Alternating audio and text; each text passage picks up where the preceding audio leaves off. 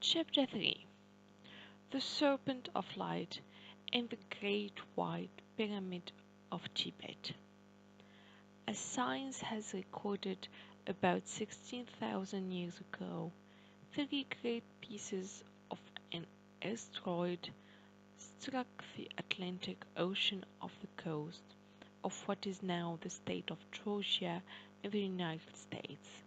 The Atlantean priesthood knew the end was near for their great country. Plato named this last continent Atlantis 2,000 years ago and spoke elegantly about its culture and its beauty, but most modern archaeologists still consider Atlantis only legend.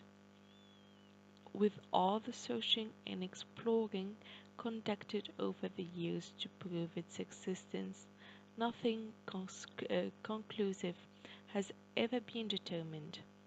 For when Atlantis disappeared below the waves of the Atlantic Ocean, it, it took all evidence with it to the ocean floor.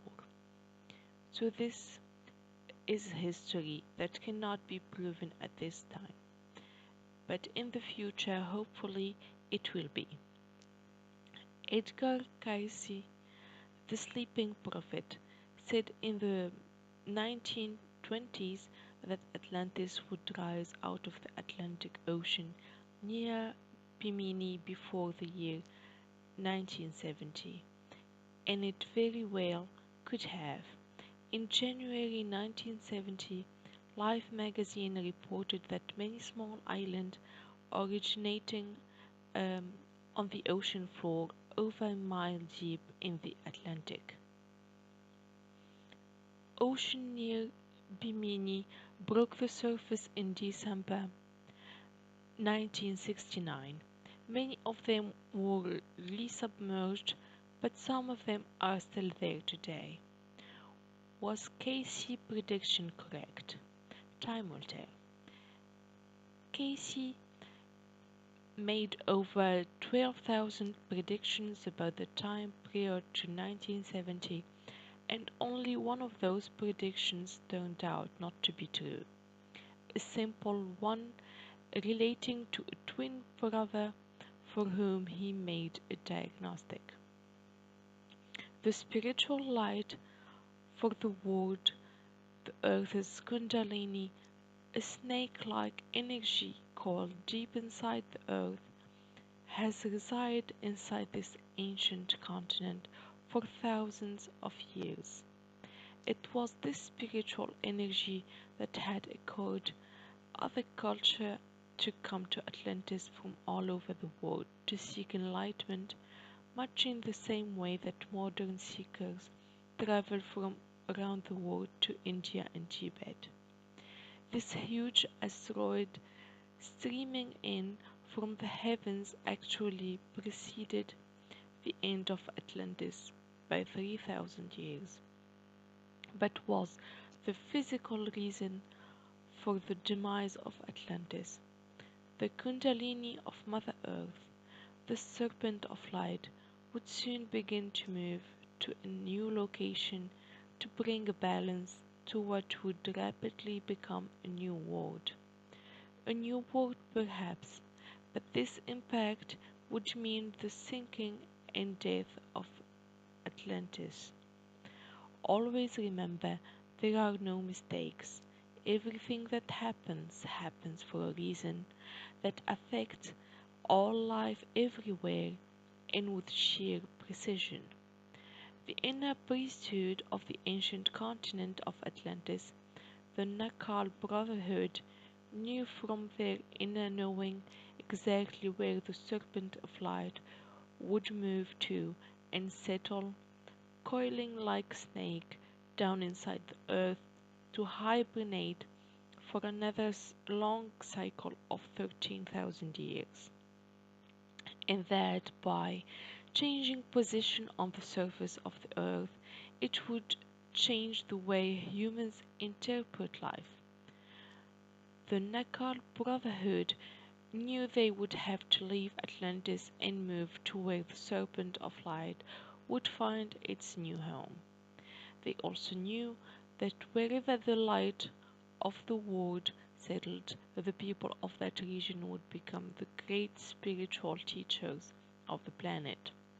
It has always been that way, for this light affected people who lived near where it was cold and naturally brought them into a state of enlightenment.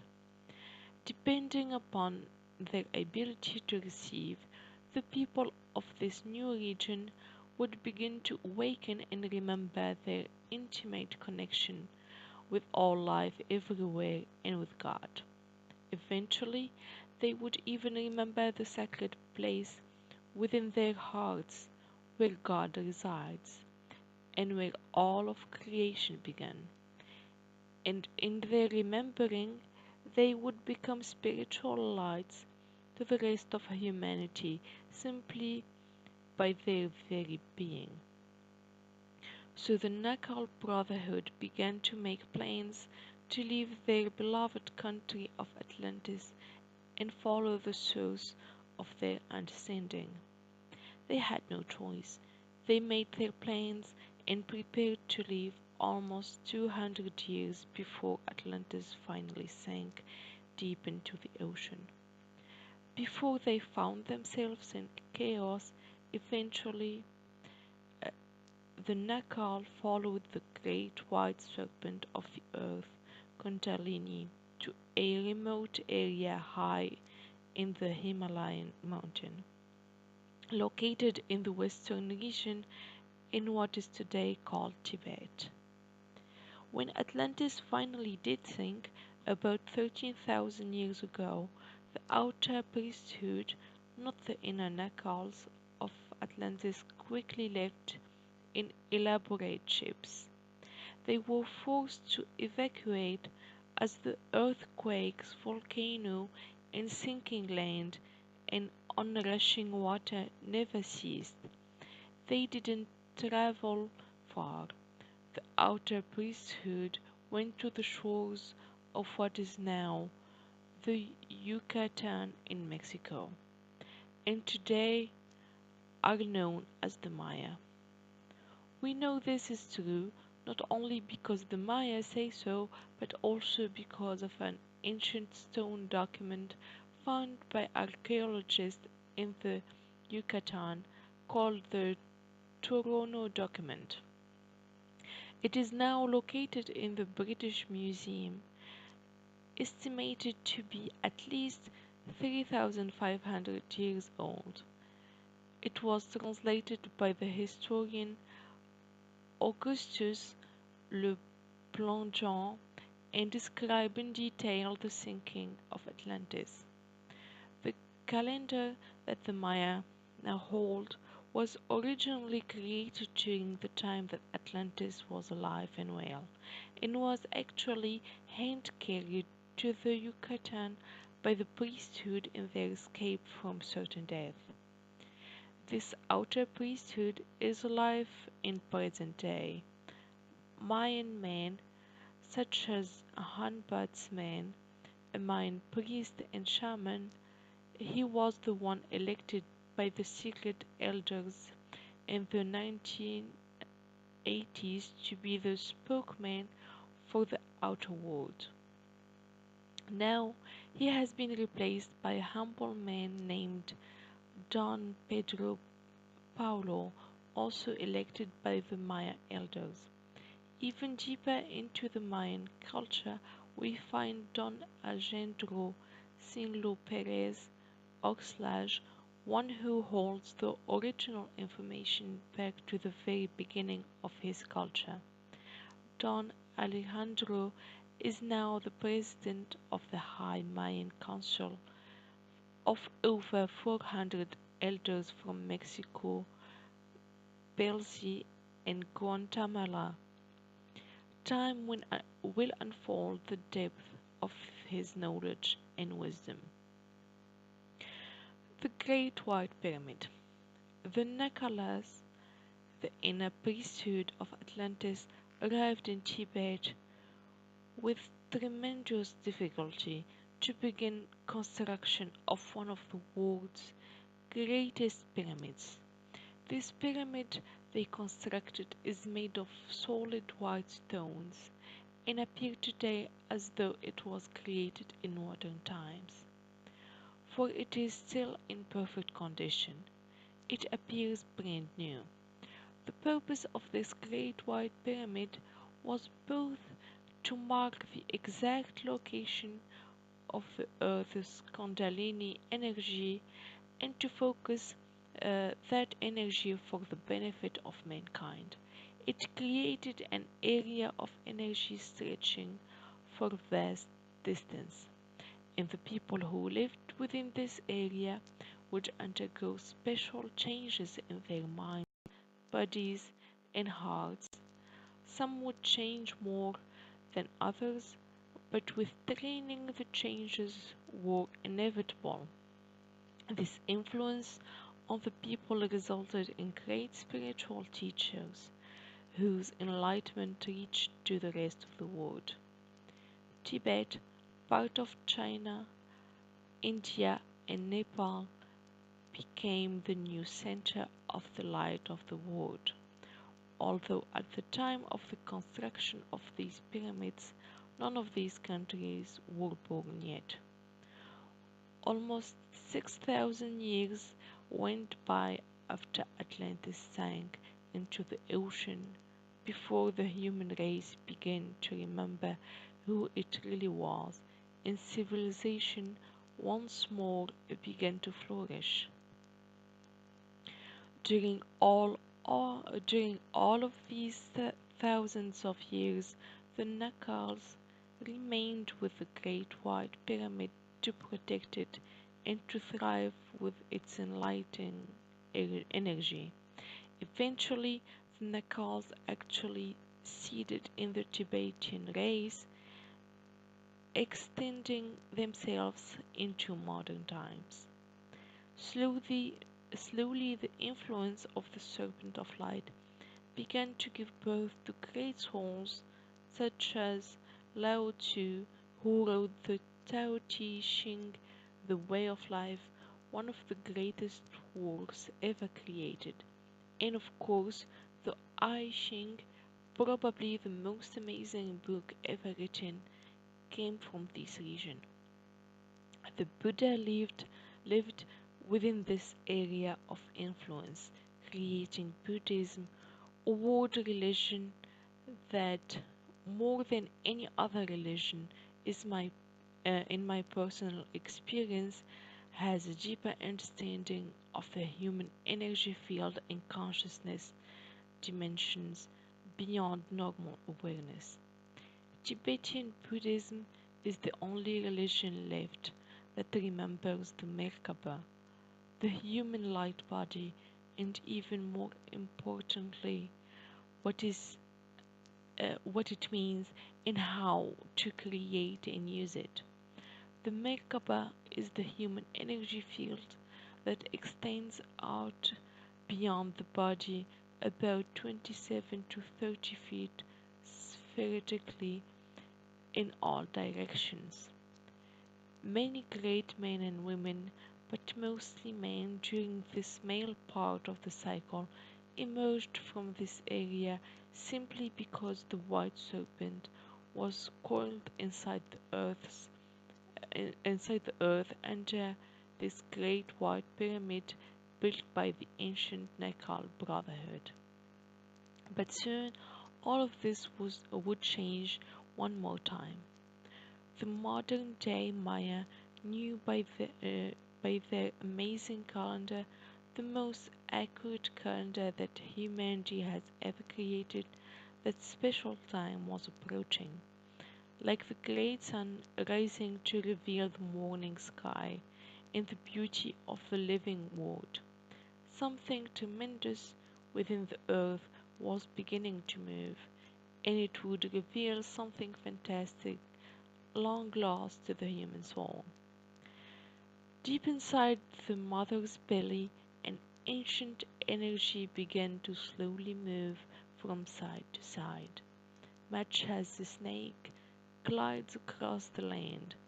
The snake-like energy began to awaken and feel an intense need to find a new home and a new way to express life, as the constellation of Aquarius slowly began to yield its influence.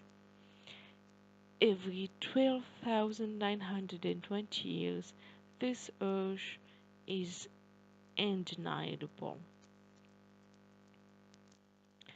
China invades Tibet and the Serpent of Light begins to move. The Panchen Lama, the second highest ranking Lama after the Dalai Lama, then only 11 years old, asked China in 1949 to unify the motherland, meaning to bring Tibet back into China's domain. China's communist leader Mao Zedong responded by announcing China's intention to liberate Tibet from foreign imperialists. In 1949, China invaded Tibet. The world was still tired and sickened by all the killing and pain of World War II, which had only ended 4 years before.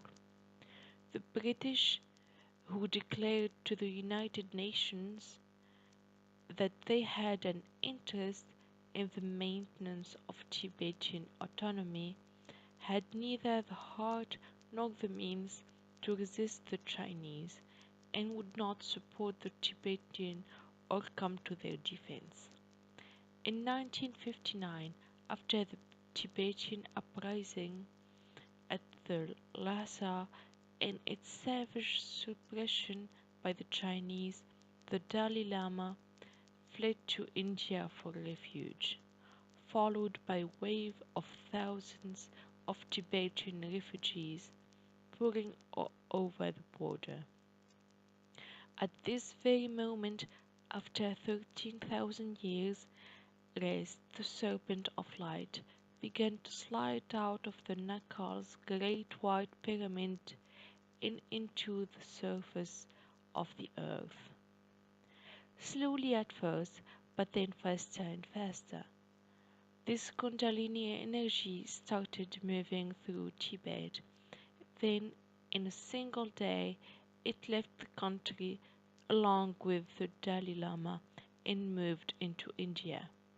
It was almost as if the Dalai Lama invoked the serpent to leave Tibet. But this movement of the Serpent of Light into India was only the beginning of a very long earthly journey that would eventually transfer most of the planet, just as had happened when it left ancient Atlantis to arrive high up in the Tibetan mountains 13,000 years before. The Grand Meeting. On the other side of the world, the Mayan elders from all areas of Mexico, Belize, and Guatemala called for a grand meeting of all Mayan tribes. It was the first time such a meeting had ever been called in modern times, and it was a truly tremendous event. This meeting was brought into being because the Mayan calendar clearly showed that the Serpent of Light was going to move in 1959 and that it would eventually require the assistance of the indigenous people of North and South America. The Mayan elders met to hold a ceremony together because of what the Mayan calendar was prophesying, the end of a grand cycle and that the beginning of a new cycle and a new world, a world where the entire heavens would be opened up to humanity, and we would be free to explore our natural environment of space, time, and dimension beyond the earth. The prophecy had predicted a time of wonderful peace and spiritual growth. The beginning of this new cycle was predicted by the Guatemala Maya to be February 19, 2013. Why not December 21, 2012 as predicted by the moment of the change of the BOE into the Aquarius? Sorry, I can't tell you. This question you will have to ask the Guatemala Maya themselves, as they are the only ones who really understand why this 2 month discrepancy exists. Like the Nakal Brotherhood before them, the Maya held this enormous meeting to share their knowledge and prophecy so that they would be prepared as a culture to properly perform their cosmic responsibility in the guidance and making of the movement of this eternal Serpent of Light. During this meeting, it was discovered that the lowland Maya, those living in Mexico and Belize, has lost to time and to the Spanish conquistador almost all of their knowledge and prophecy, in that their living legacy had all but disappeared. But to the relief of Mother Earth, the legacy was not dead. It was still alive and well in the Guatemala, there high up in the mountains near the beautiful ancient city of Nikal. The Mayan elder, most over 100 years old, still held the knowledge and prophecies that had been brought from Atlantis 13,000 years before. So the elders of Guatemala handed the lowland Maya 15 books. The lowland Maya were told to study and learn this knowledge and that they would be giving more books in the future. In this way, the return of the Maya calendar knowledge and prophecy was initiated. The outer world this time knew nothing of this exchange, nor did they care. Materialism was the way of the world. Industrial man intervenes. With the best of intention, certain explorers of knowledge such as Jose Arguelles and others began to study the Mayan calendar with the belief and understanding that the Maya of Mexico held their knowledge intact, when in fact they did not. Their knowledge was limited by an incomplete infusion from the Guatemalan Maya. So, and so many books have been written about the Mayan calendar which cannot really be made complete and accurate until the Guatemala Maya finish returning their knowledge to the lowland Maya. According to the Guatemalan Maya, there are still 5 more books of the lowland Maya to read and understand, and it is the 16th book, the book of the insects and the fixed star, that determines the beginning and ending of cosmic cycles. This is the reason that the date of December 21, 2012 was never really understood, and the date of February 19, 2013 was never known. The Serpent of Light searches for its new home. The Serpent of Light followed the Dalai Lama into India, but it did not stop there.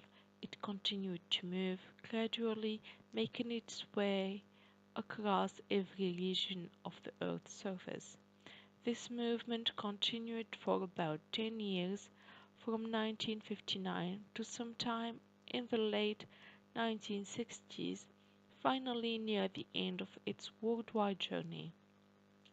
The Kundalini energy of Mother Earth moved down from Canada into the United States, into Mexico, Belize, and Guatemala, and then deeper into Central America.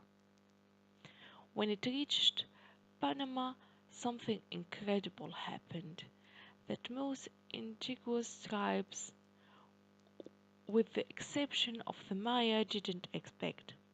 When the Serpent of Light reached the Panama Canal, it could not pass. The Panama Canal was the largest earth ge- uh, geomancy even performed in the world. It literally and energetically separated two continents from each other and forcefully prevented this Kundalini energy from crossing into South America. The Kundalini energy of the earth became constipated and blocked. Many believe the stopping of the Serpent of Light was the source of the problems of war and strife within Colombia and other nearby countries. The Earth Kundalini could not cross the canal, creating a huge energetic imbalance. This same kind of thing can happen in an individual person as the Kundalini rise up a person's spine. If a chakra is blocked, the Kundalini energy cannot continue to rise, though it will continue to dry. This can cause pain, sickness, and even the death of the person if the condition is not resolved. It presented a real problem to the indigenous people of the world that would not be solved for many years. No one except the Maya knew what to do. Peru responded to the new cycle. Meanwhile, high in the mountains of Peru, a fully enlightened man named Oscar Ichazo and 12 men that surrounded him like Jesus were prepared to act upon the completion of this earth Kundalini energy and to ready the world for the coming new age. They expected the Serpent of Light to be settled high in the northern mountains in Chile before the end of the 60s, and that at that time their work could be initiated. So Oscar and one of these great 12 men, Claudio Narjano, traveled to the United States in the mid-60s to present to the industrial world an ancient form of knowledge based upon something that was not understood at that time, sacred geometry, which Oscar called Arica. Claudio prepared to present another form of knowledge based upon the work of the great Russian Sufi Guruji Jiv. The knowledge came from what is called the Enneagram, a system of knowledge that ties human transformation to sound and music. Claudio was about to present a little known aspect of this knowledge by which the human personality would be broken down into 27 forms.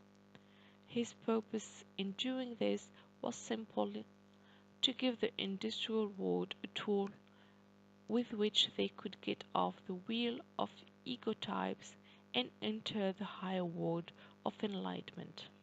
Doing so, he believed would begin to change the entire world by bringing us out of this materialistic life we led so we could enter into the higher chakras and extended human potential. But all of this ended only a few years after it began.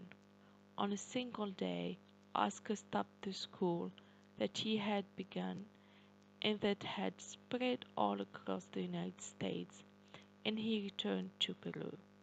Why? Simple. The Serpent of Light was blocked.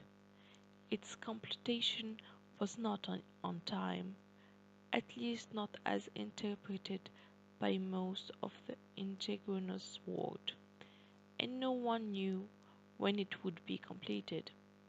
The Maya, of course, knew exactly what the problem was, exactly how to correct it, and even when it would be corrected, but they were being silent and waiting.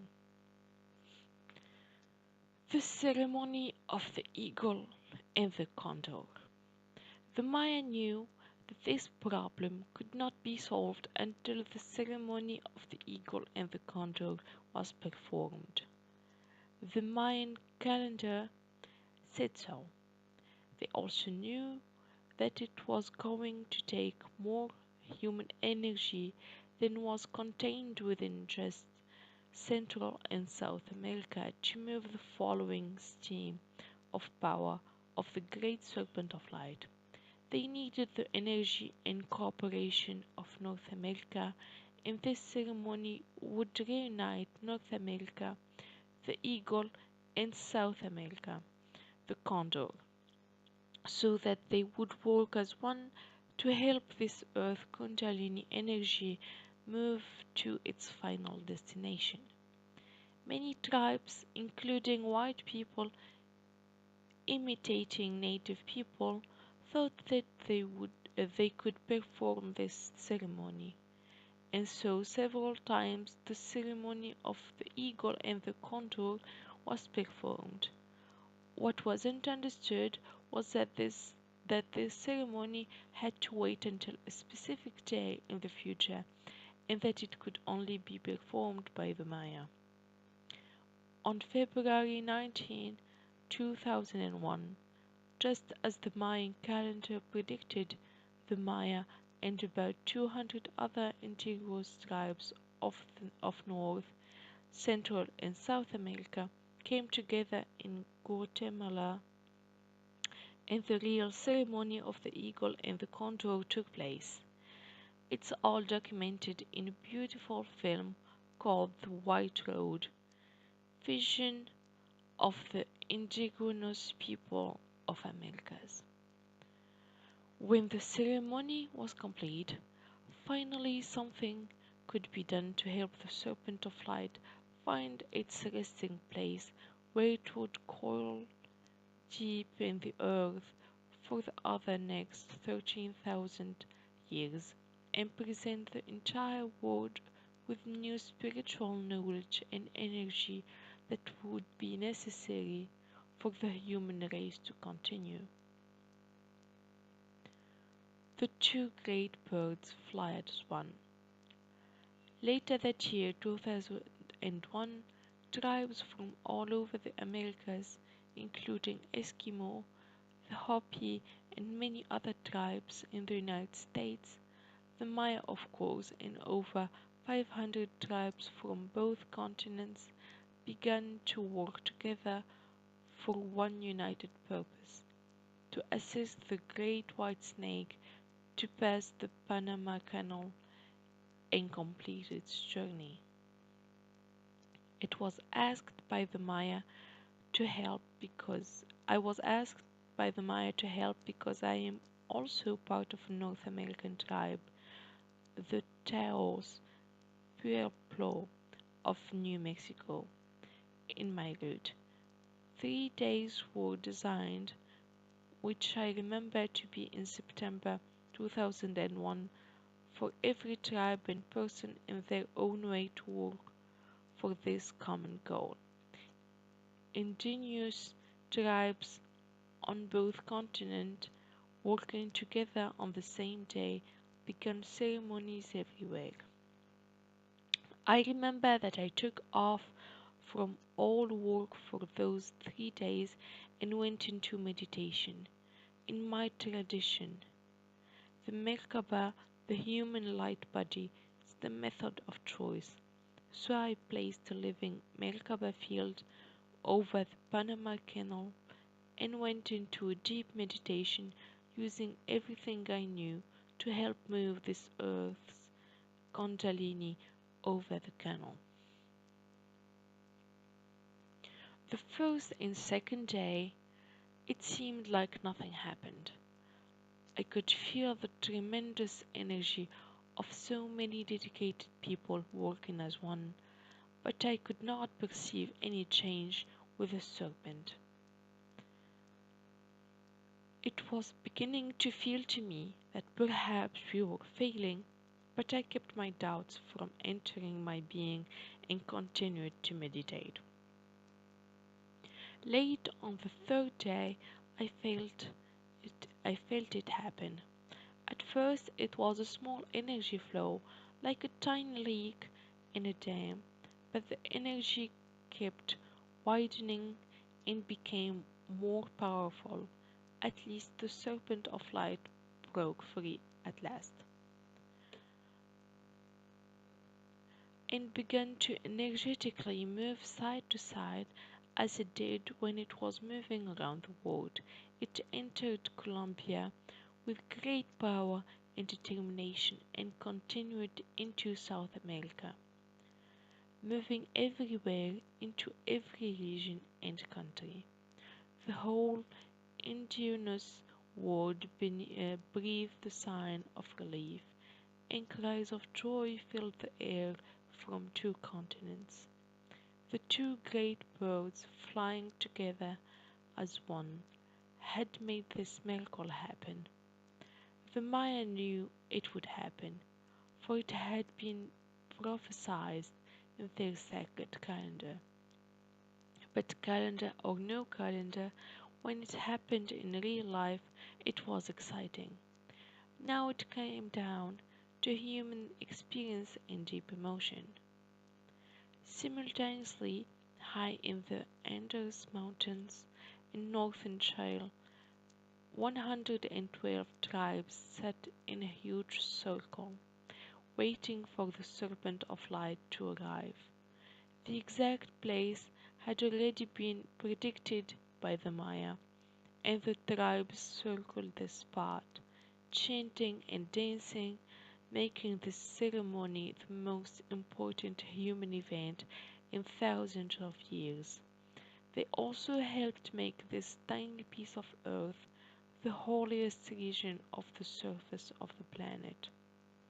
These pure men and women continued to perform ceremony until many months later, when the Serpent of Light finally slithered home and entered its sacred resting place in the earth. It is a place that will transform the area of Chile and Peru into a new Tibet in India, a place where great teachers will be born, teachers who will be brilliant lights to the world, just as those in Tibet and India have been.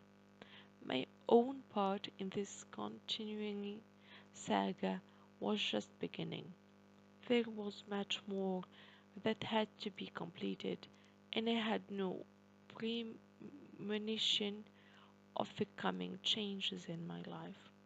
Mother Earth was about to enlist me into the rainbow tribe of liberation and enlightenment. A part of my life was about to unfold in ways I could never have imagined.